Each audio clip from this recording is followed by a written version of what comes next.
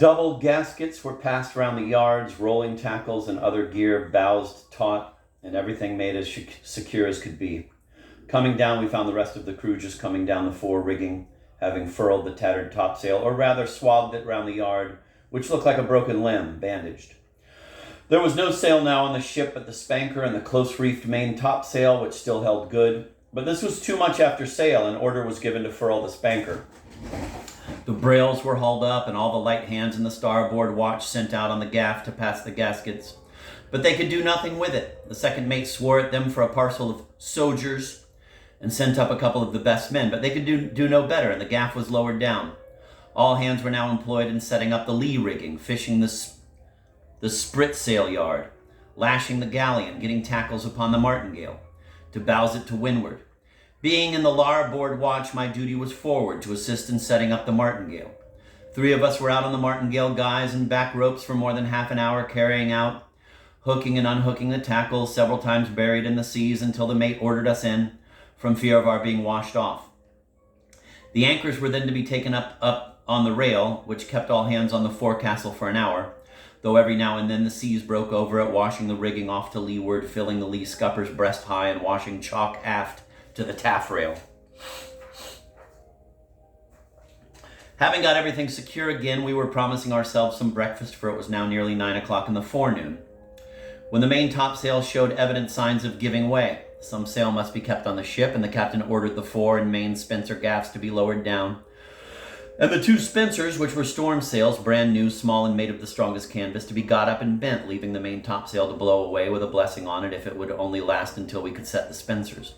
These we bent on very carefully with strong rowbands and seizings, and making tackles fast to the clews, bows them down to the waterways. By this time the main topsail was among the things that have been.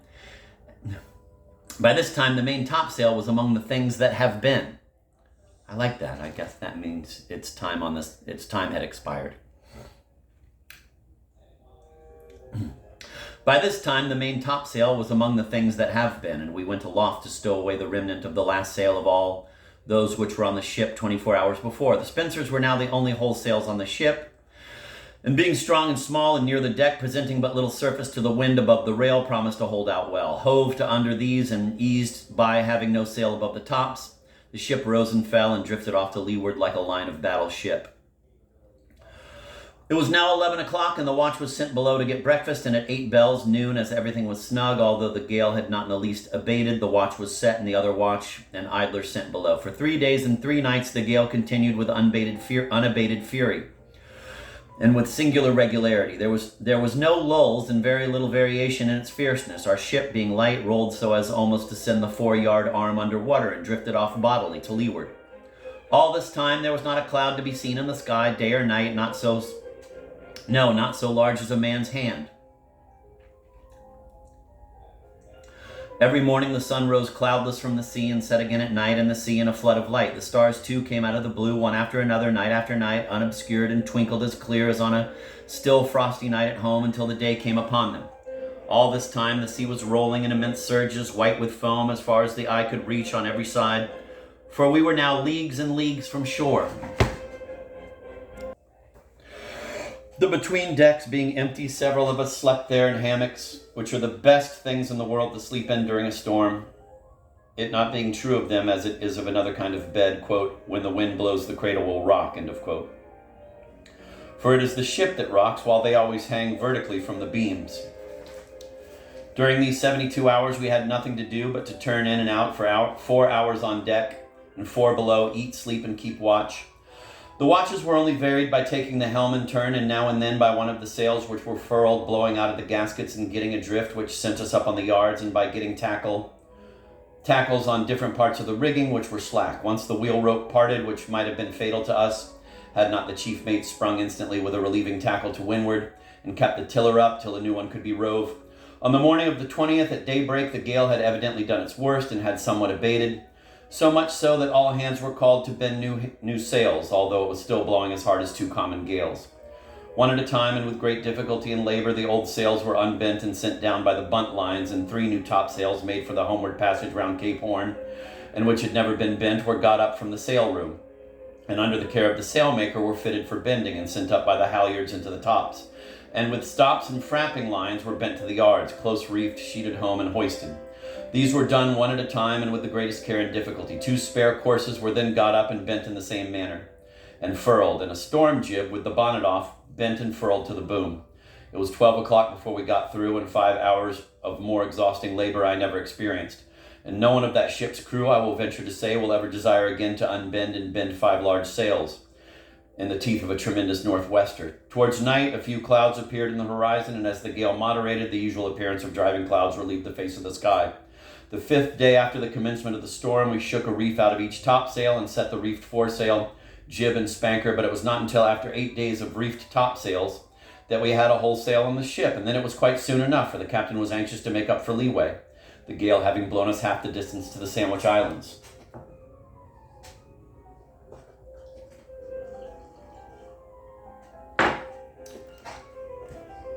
Inch by inch, as fast as the gale would permit, we made sail on the ship, for the wind still continued ahead, and we had many days sailing to get back to the longitude we were in.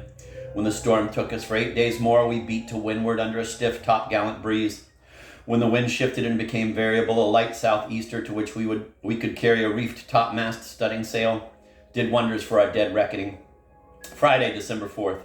After a passage of 20 days, we arrived at the mouth of the Bay of San Francisco.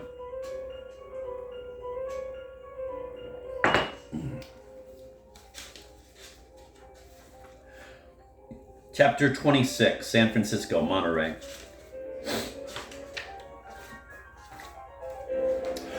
Our place of destination had been Monterey, but as we were to the northward of it when the wind hauled ahead, we made a fair wind for San Francisco. This large bay, which lies in latitude 3758, was discovered by Sir Francis Drake, and by him represented to be, as indeed it is, a magnificent bay containing several good harbors, great depth of water, and surrounded by a fertile and finely wooded country. About 30 miles from the mouth of the bay and on the southeast side is a high point, upon which the Presidio was built. Behind this is the harbor in which trading vessels anchor, and near it the mission of San Francisco and a newly begun settlement, mostly of Yankee Californians, called Yerba Buena, which promises well. Here at anchor, and the only vessel, was a brig under Russian colors from a Sitka in Russian America, which had come down to winter, and to take in a supply of tallow and grain, great quantities of which latter article are raised in the missions at the head of the bay. The second day after our arrival, we went on board the brig, it being Sunday, as a matter of curiosity, and there was enough there to gratify it. Though no larger than the Pilgrim, she had 5 or 6 officers and a crew of between 20 and 30. And such a stupid and greasy-looking set I certainly have never saw before. Although it was quite comfortable weather, and we had nothing on but straw hats, shirts, and duck trousers, and were barefooted, they had, every man of them, double-soled boots, coming up to the knees and well-greased. Thick woolen trousers, frocks, waistcoats, pea-jackets, woolen caps, and everything in true Nova Zembla rig. And in the warmest days they made no change. The clothing of one of these men would weigh nearly as much as that of half our crew.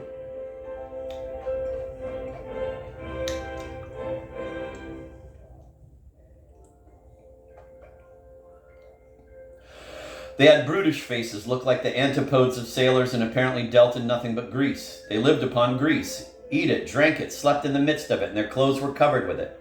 To a Russian, grease is the greatest luxury. They looked with greedy eyes upon the tallow bags as they were taken into the vessel, and no doubt would have eaten one up whole, had not the officer kept watch over it. The grease seemed actually coming through their pores and out in their hair and on their faces. It seems as if it were their saturation, which makes them stand cold and rain so well. If they were to go into a warm climate, they would all die of the scurvy. The vessel was no better than the crew. Everything was in the oldest and most inconvenient fashion possible. Running trusses on the yards and large hawser cables coiled all over the decks and served and parceled in all directions. The topmasts, topgallant masts, and studding sail booms were nearly black for want of scrapping, and the decks would have turned the stomach of a man of war's man. The galley was down in the forecastle, and there the crew lived in the midst of the steam and grease of the cooking, in a place as hot as an oven and as dirty as a pigsty. 5 minutes in the forecastle was enough for us, and we were glad to get into the open air. We made some trade with them, buying Indian curiosities, of which they had a great number, such as beadwork, feathers of birds, fur moccasins, etc. I purchased a large robe made of the skins of some animals, dried and sewed nicely together, and covered all over on the outside with thick, downy feathers taken from the breasts of various birds. and arranged with their different colors so as to make a brilliant show. A few days after our arrival, the rainy season set in, and for 3 weeks it rained almost every hour without cessation. This was bad for our trade, for the collecting of hides is managed differently in this port from what it is in any other on the coast. The mission of San Francisco near the anchorage has no trade at all, but those of San Jose, Santa Clara, and others situated on large creeks or rivers which run into the bay and distant between 15 and 40 miles from the anchorage do a greater business in hides than any in California. Large boats manned by Indians and capable of carrying nearly 1,000 hides apiece are attached to the missions and sent down to the vessels with hides to bring away goods in return. Some of the crews of the vessels are obliged to go and come in the boats to look out for the hides and goods. These are favorite expeditions with the sailors in fine weather. But now to be gone 3 or 4 days in open boats in constant rain without any shelter and with cold food was hardly service. 2 of our men went up to Santa Clara in one of these boats and were gone 3 days, during all which time they had a constant rain and did not sleep a wink, but passed 3 long nights walking fore and aft the boat in the open air. When they got on board, they were completely exhausted and took a watch below of 12 hours. All the hides, too, that came down in the boats were soaked with water and unfit to put below, so that we were obliged to trice them up to dry in the intervals of sunshine or wind upon all parts of the vessel. We got up tricing lines from the jib boom end to each arm of the foreyard and thence to the main and cross jack yard arms. Between the tops, too, and the mastheads, from the fore to the main swifters, and thence to the mizzen rigging in all directions athwart ships, tricing lines were run and strung with hides. The headstays and guys in the spritsail yard were lined, and having still more, we got out the swinging booms and strung them in forward and after guys with hides. The rail, fore and aft, the windlass, capstan, the sides of the ship, and every vacant place on deck were covered with wet hides on the least sign of an interval for drying. Our ship was nothing but a mass of hides, from the cat harpins to the water's edge, and from the jib boom end to the taffrail. One cold, rainy evening about 8 o'clock, I received orders to get ready to start for San Jose at 4 the next morning. In one of these Indian boats with 4 days' provisions. I got my oilcloth clothes, southwester, and thick boots all ready and turned into my hammock early, determined to get some sleep in advance, as the boat was to be alongside before daybreak. I slept on till all hands were called in the morning, for fortunately for me, the Indians, intentionally or from mistaking their orders, had gone off alone in the night and were far out of sight.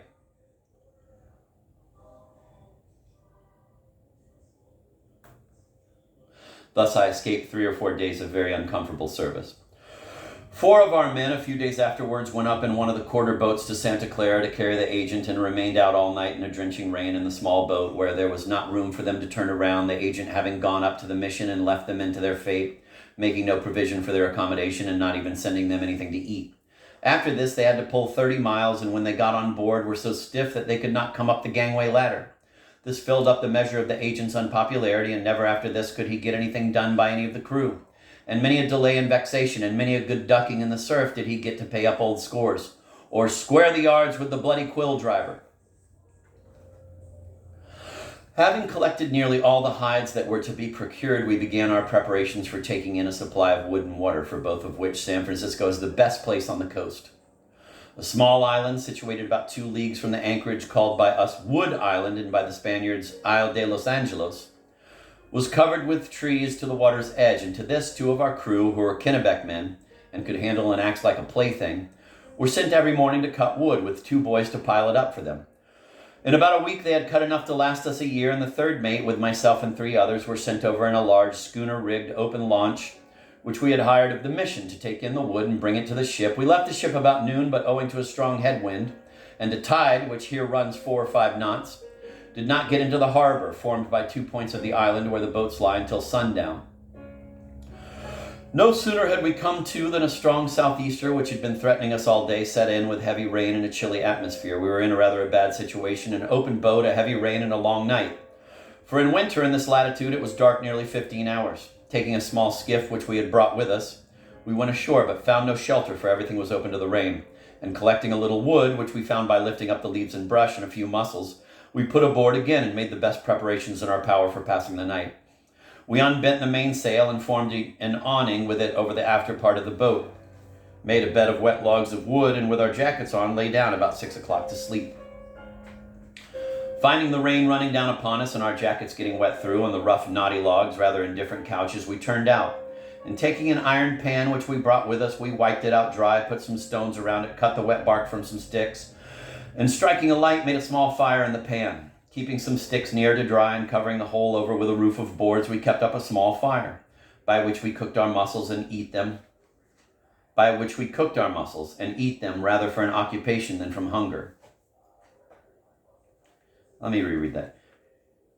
Keeping some sticks near to dry and covering the whole over with a roof of boards, we kept up a small fire by which we cooked our mussels and eat them, rather for an occupation than from hunger.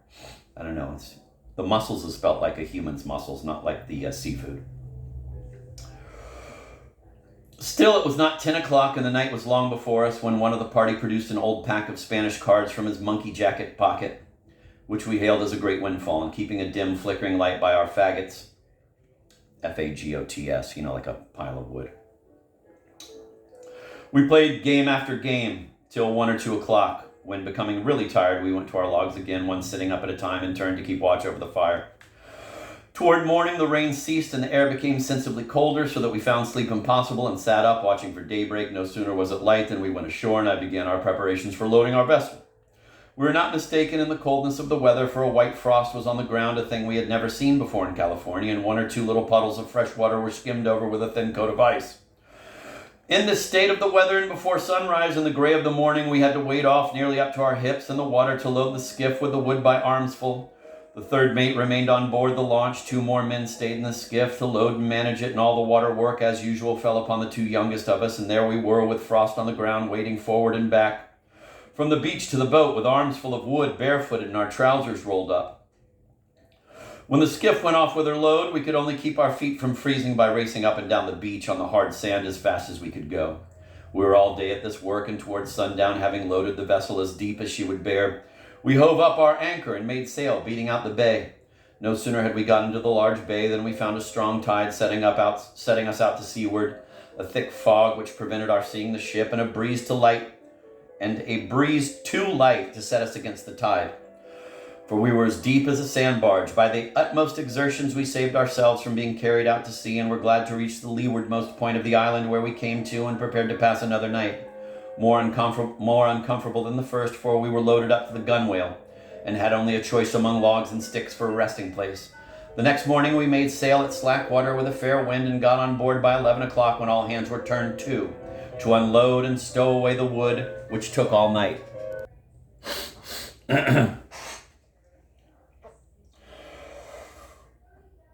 And there we were, with frost on the ground, wading forward and back from the beach to the boat with arms full of wood, barefooted, and our trousers rolled up. When the skiff went off with her load, we could only keep our feet from freezing by racing up and down the beach on the hard sand as fast as we could go. We were all day at this work, and towards sundown, having loaded the vessel as deep as she would bear, we hove up our anchor and made sail, beating out the bay. No sooner had we got into the large bay than we found a strong tide setting us out to seaward, a thick fog which prevented our seeing the ship, and breeze too light to set us against the tide. For we were as deep as a sandbarge. By the utmost exertions we saved ourselves from being carried out to sea, and were glad to reach the leewardmost point of the island, where we came to and prepared to pass another night, more uncomfortable than the first, for we were loaded up to the gunwale, and had only a choice among logs and sticks for a resting place. The next morning we made sail at slack water with a fair wind, and got on board by 11 o'clock, when all hands were turned to unload and stow away the wood, which took till night. I know I read that already, and I apologize.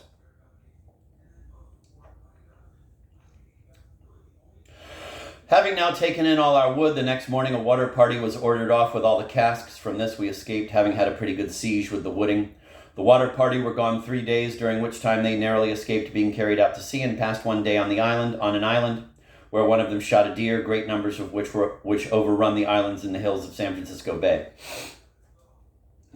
While not off on these wood and water parties, or up the rivers to the missions, we had very easy times on board the ship. We were moored, stem and stern, within a cable's length of the shore, safe from southeasters and with very little boating to do, and as it rained nearly all the time, awnings were put over the hatchways and all hands sent down between decks, where we were at work day after day picking oakum until we got enough to caulk the ship all over and to last the whole voyage. Then we made a whole suit of gaskets for the voyage home, a pair of wheel ropes from strips of green hide, great quantities of spun yarn, and everything else that could be made between decks. It being now midwinter and in high latitude, the nights were very long, so that we were not turned to until 7 in the morning and were obliged to knock off at 5 in the evening, when we got supper, which gave us nearly 3 hours before 8 bells, at which time the watch was set. As we had now been about a year on the coast, it was time to think of the voyage home, and knowing that the last 2 or 3 months of our stay would be very busy ones, and that we should never have so good an opportunity to work for ourselves as the present, we all employed our evenings in making clothes for the passage home, and more especially for Cape Horn. As soon as supper was over and the kids cleared away, and each one had taken his smoke, we seated ourselves on our chests round the lamp, which swung from a beam, and each one went to work in his own way, some making hats, others trousers, others jackets, etc., etc. And no one was idle. The boys who could not sew well enough to make their own clothes laid up grass into sinnet for the men, who sewed for them in return. Several of us clubbed together and bought a large piece of twilled cotton, which we made into trousers and jackets, and giving them several coats of linseed oil, laid them by for Cape Horn.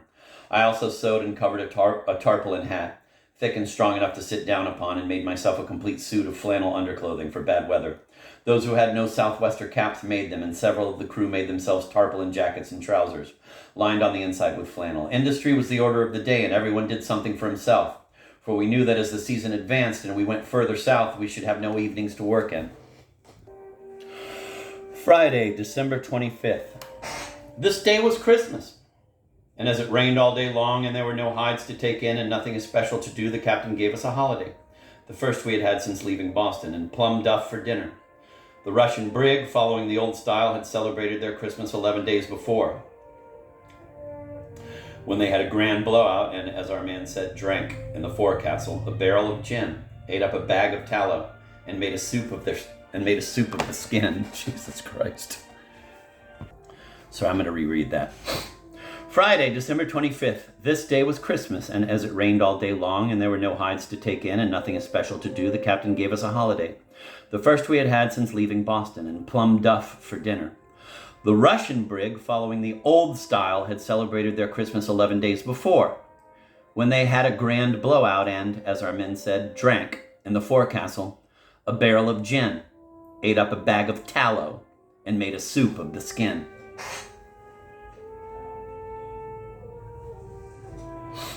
Sunday, December 27th. We had now finished all our business at this port, and it being Sunday, we unmoored ship and got under way, firing a salute to the Russian brig and another to the Presidio, which were both answered. The commandant of the Presidio, Don Guadalupe Viego, a young man and the most popular among the Americans in English of any man in California, was on board when we got under way. He spoke English very well and was suspected of being favorably inclined to foreigners. We sailed down this magnificent bay with a light wind, the tide which was running out carrying us at the rate of 4 or 5 knots. It was a fine day, the first of entire sunshine we had had for more than a month. We passed directly under the high cliff on which the Presidio was built, and stood into the middle of the bay, from whence we could see small bays making up into the interior on every side, large and beautifully wooded islands, and the mouths of several small rivers. If California ever becomes a prosperous country, this bay will be the center of its prosperity. The abundance of wood and water, the extreme fertility of its shores, the excellence of its climate, which is as near to being perfect as any in the world, and its facilities for navigation, affording the best anchoring grounds in the whole western coast of America, all fit it for a place of great importance. And indeed, it has attracted much attention, for the settlement of Yerba Buena, where we lay at anchor, made chiefly by Americans and English, and which bids fair to become the most important trading place on the coast, at this time began to supply traders, Russian ships and whalers, with their stores of wheat and frijoles. The tide leaving us, we came to anchor near the mouth of the bay, under a high and beautifully sloping hill, upon which herds of hundreds and hundreds of red deer and the stag with his high branching antlers were bounding about, looking at us for a moment and then starting off, affrighted at the noises which we made for the purpose of seeing the variety of their beautiful attitudes and motions.